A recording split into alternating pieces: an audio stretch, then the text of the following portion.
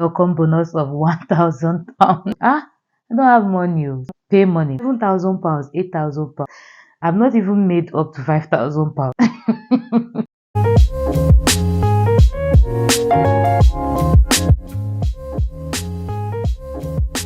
Hi beautiful people, welcome back to my channel. If you're new here, this is a channel where I talk about my experiences coming into the UK as a healthcare assistant, and if that would interest you, please do well to click on that subscribe button. And to my returning subscribers, thanks, and thanks for always coming around. So in today's video, I am going to be answering some of your questions, not all actually, because I really got a lot of questions from the last video I posted about leaving my job as a domiciliary carer to a support worker. Yes.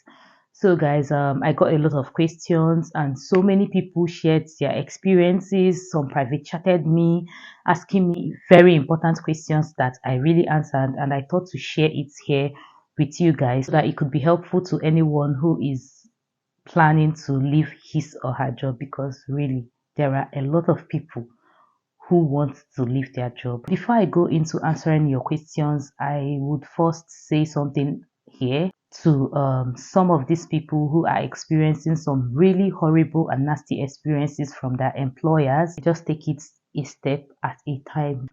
So I understand that so many people are going through a lot and so many people really want to leave their job. And we understand that these are the employers that brought you into this country to work for them with the tier 2 sponsorship. I totally understand. So before you make any step, you have to trade wisely.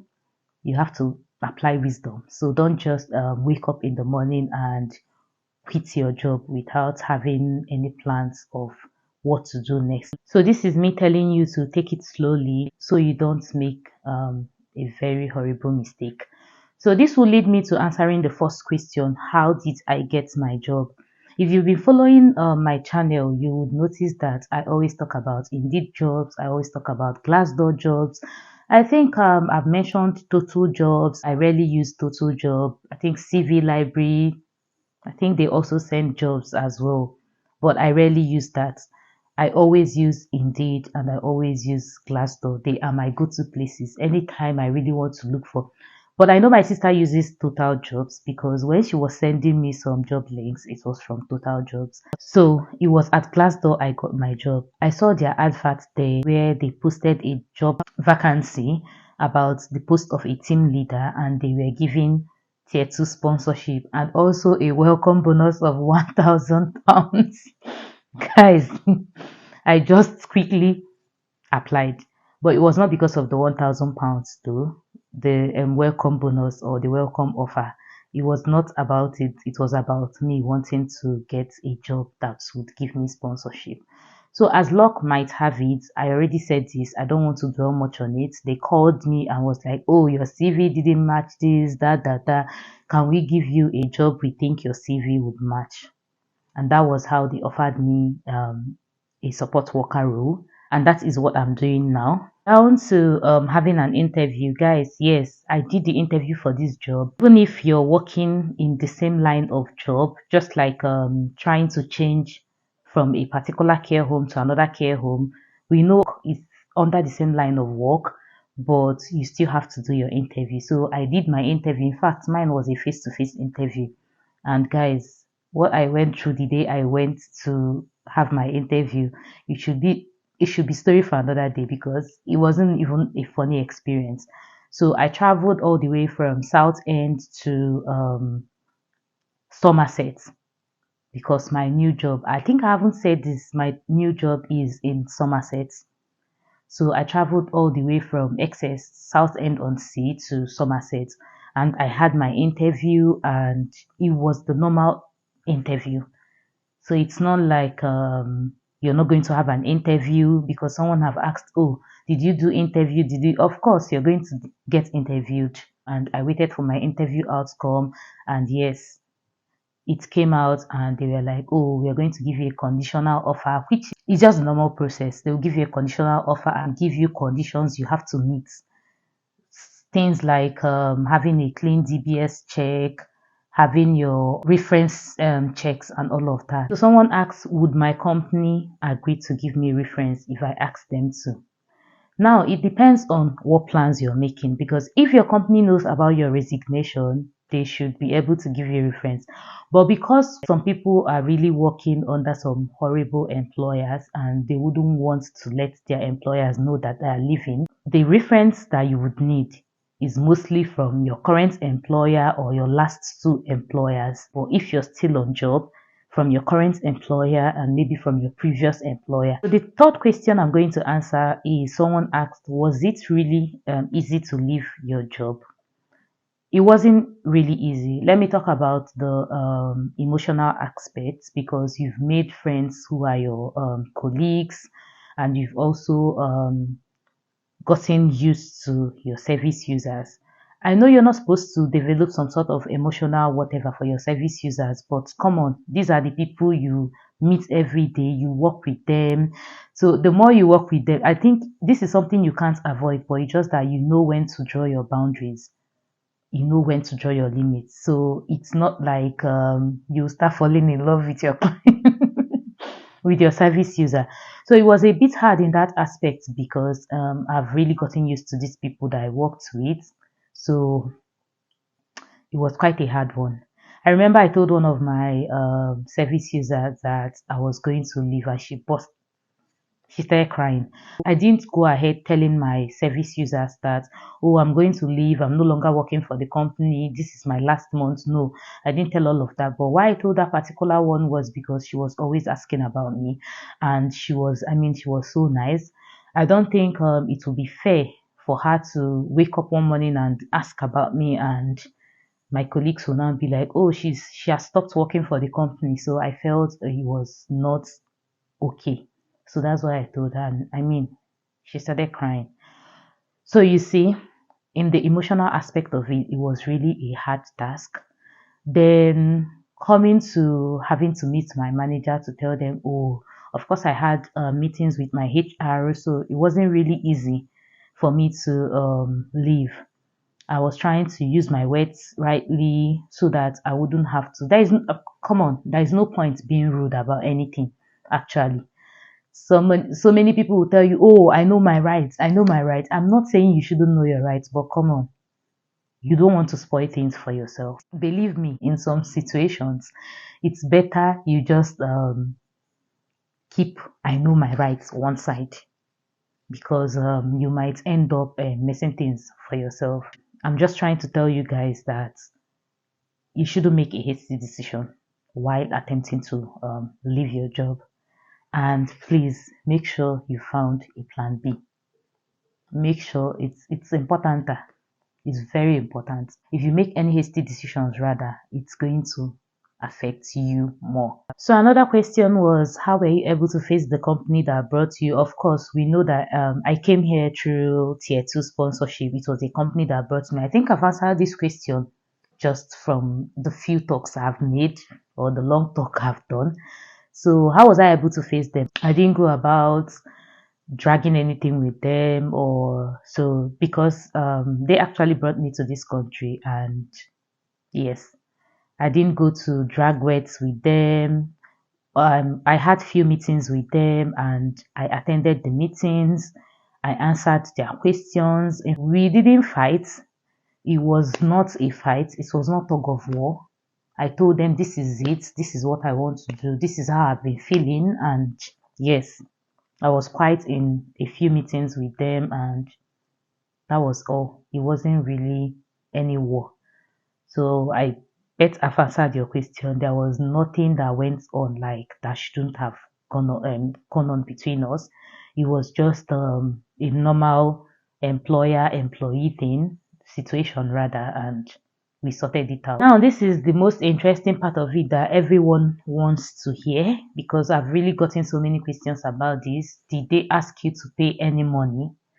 No, they did not ask me to pay.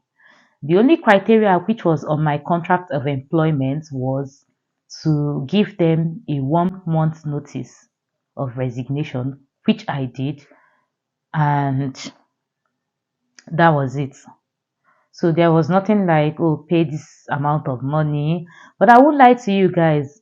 Before I attempted to put my resignation, I had few discussions with my colleagues that I trusted. I was asking them, oh, I don't know if they will ask me to pay money because I've read my contract and there is nothing like that there.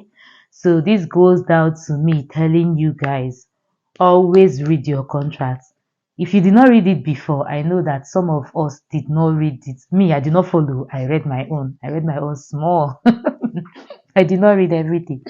So when I wanted to leave, that was when I brought out my offer of offer letter, offer of employment, and also brought my employee's handbook because usually they would give you an employee handbook.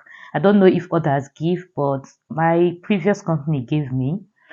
That was when I read it. In fact, I was going through it line by line, page by page. The way I read it, I did not even read for my WAEC that way. Sincerely, jokes apart, that was when I read. But don't wait until you be in a sort of mess before you read your contract, before you sign anything. Please and please just read it. Read it properly. No amount of joy, no amount of excitement should make you not to read a contract that you want to sign. So that when the problem is about to start, you can always go back to your contract and say, oh, this was not as it is in my contract. Sorry, I'm reading this out from a paper because I wrote them down. So, did you work for up to 6 months? No, I didn't work up to 6 months for my company. It was 5 months. Yes, because I came in July. I started working August.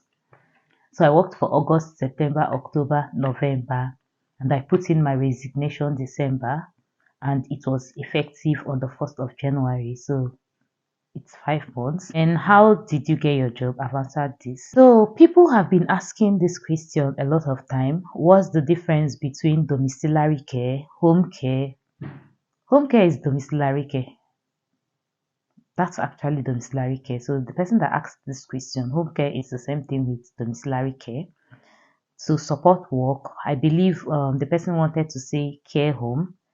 So I think I'm going to make a separate video on this because I've been into the support work for it's my third week here, and at least I've been able to find out some differences. Then, although I've not worked in a care home, but at least I'll make a few research on this and I would make a proper video on this so that when you want to pay for that sponsorship that is illegal, so you don't go and end up maybe doing something that you don't know a lot about. So at least it will guide you so that you'll be fully prepared.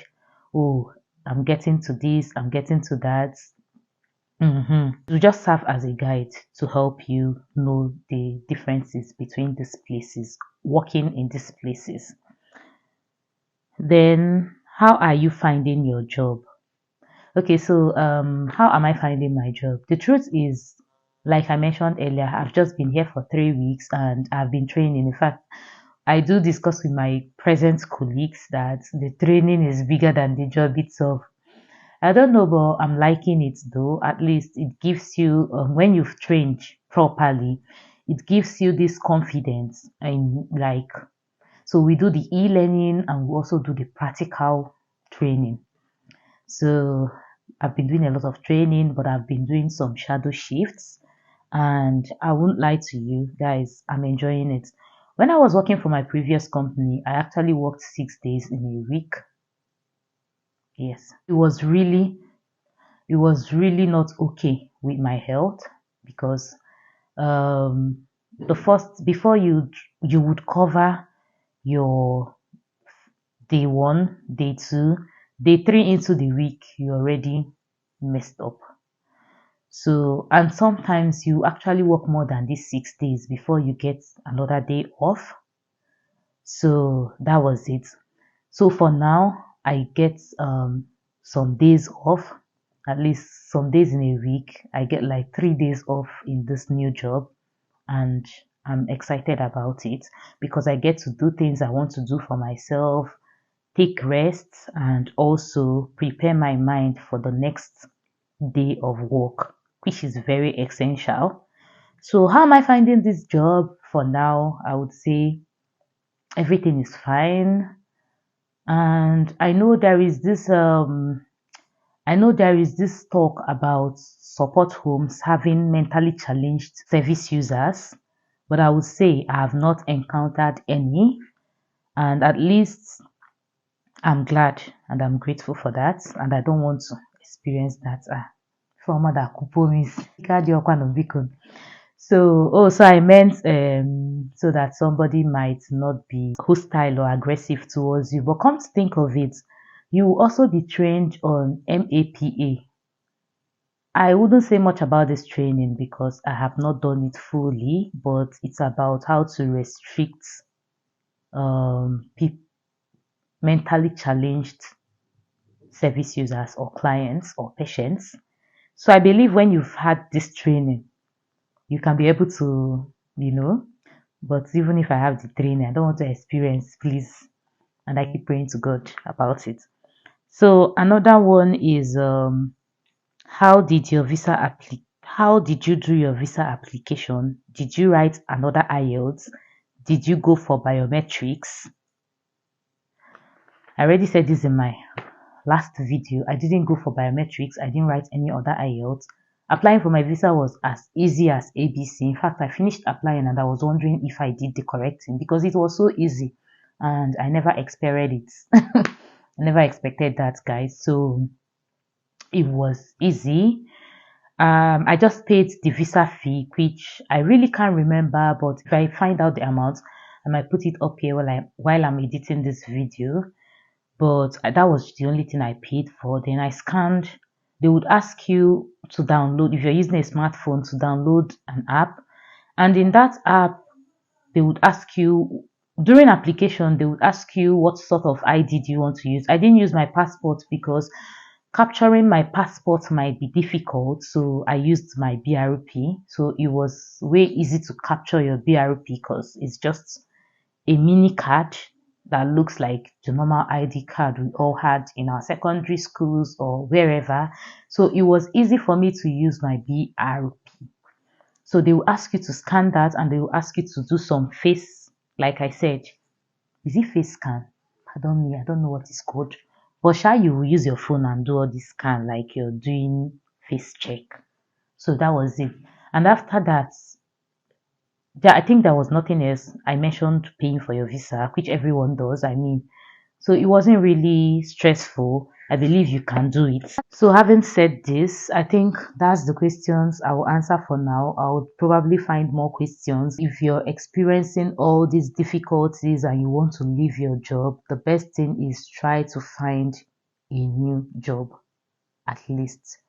Try to find a new job. And I have most of my colleagues here who were formerly tier 4 holders. So also tier 4 could also switch to tier 2. And if you're a tier 4, because I've gotten so many questions about this, I am a student, I don't know how to go about it.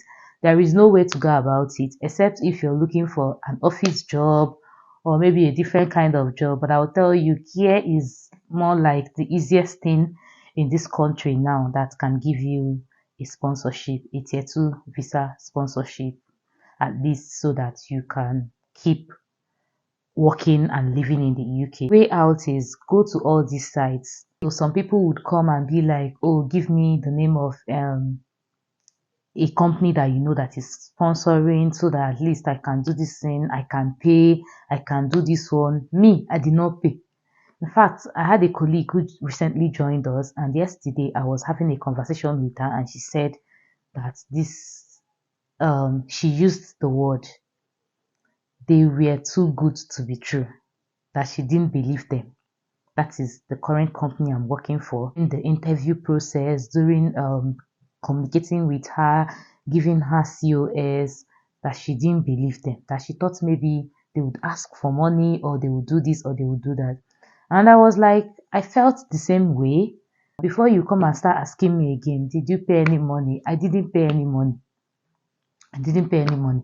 For my interview, because I applied for the post of a team leader, I think they were still trying to consider that post because my interview was on a different level. But I did the best I could, of course. So, is it the best I can or the best I could? Whichever one. So that's just it. There is no two ways about this. Find your if I knew this, back to what I was saying. If I actually knew any of this company, believe me, I wouldn't have any business with Glassdoor. I'll just walk to the company, walk to the sponsor, tell please sponsor me, pay money that I don't have. I don't have any money. Believe me, I don't have any money. I don't have money. Oh. £7,000, £8,000, £10,000, £12,000. I've not even made up to £5,000. Okay, no, not like I've not made up to £5,000, but I've not saved up to £5,000 actually. So that's just it. I don't know anybody. And please, people should stop asking me so that if I ignore the question, it wouldn't look like I was just trying to ignore you purposely or snub you. I don't want to know what to say. I've already said this. The signs are there. The way I hustled to get the job. See me applying for team leader. What do I know? Which team have I led before? I have never led any team before. I just needed to stay back in the country. So this is how will I say it? It's just simple. Do your CV, write, construct a very good CV, make application. In fact, the CV that I used to apply for that team leader job is not the CV. I had to work on it again, knowing that I'm applying for a different post altogether. So, what am I trying to say? It's just effort. Don't wait for someone to do anything for you. Don't wait for anybody to do anything for you. And then this last piece before I end this video is for people who are really going through some terrible in fact, Jesus, sorry, sorry for mentioning. Seriously, what I have seen, what I've read, the messages, in fact, the experiences of people. I was actually complaining, working 6 days or 7 days or 8 days at a stretch. Someone told me that she worked for 14 days without a day off. Jesus. No, now it's not even possible for you to function. How are you supposed to function? And this is not even a job that you go for in the morning. Let's say by 7 and you end at 5 or you end at 7. Just this is a job that you leave your house as early as 6 and return maybe 11 because you're ending maybe 10 and you're returning 11. And then the next day and you do this for at a stretch for like 14 days. Like the stories that I've had made me to say, oh, you're not even strong. Oh, before I used to tell myself, oh, you are strong. Me, I'm not strong anything, no. Because people have been going through a lot. I'm thinking of maybe getting them to share their stories, but I don't think they would want to share their stories when they know that they are still going through this and they've not gotten another job. So I'll hopefully keep in touch with these people and I'll get them maybe to share their experiences here because when you're telling people, they might not believe you. When you say, oh, domiciliary care is this, they say, you're in the UK already. You don't want us to come. So this last piece is for people that are really going through this. I understand what you're going through. I'm telling you guys, I'm pleading with you guys not to make any hasty decision. Take it a step at a time. Take your time, make your plans before trying to quit so that you don't be on the losing end. Don't feel, oh, you're the only one alone. And it's just try and always talk to people who really care. It's not everybody you carry your matter and be telling. Yeah, talk to people who really care, talk to people who love you. Try to find out the best way to make yourself happy. I know you don't really have the time, but sometimes when it's all coming to your head, I am tired, do something that you love to do. Always talk to the friends you think they are supportive. Talk to your family. Don't keep it to yourself because believe me, if you keep all this to yourself, God, there was okay, so there was this guy that shared his experience to me, and he said something that really touched me. He said he doesn't feel excited about living. Like, I think this is similar to what happened to me. He said he doesn't feel excited about living life. Let me put it like this way. So, and I'm like, he said he feels life has lost its purpose. Yeah, something of that sort. And I'm like, this is a guy, this is a man saying this. People are going through a lot. I don't know what else to say, but at this point, I think I should end this video already. And if you've not subscribed to my channel, what did I do to you? Hmm? Tell me, what did I do? Say I should subscribe to my channel. You should subscribe to my channel and always comment. Feel free to comment, like my video. It's very important. That thumbs up. Just like, even if you don't like it, still like it. It won't eat your data. Hmm? Let me be more serious. Subscribe to my channel and turn on your notifications to get notified anytime I post a video. And then I'll see you guys in my next video. Bye.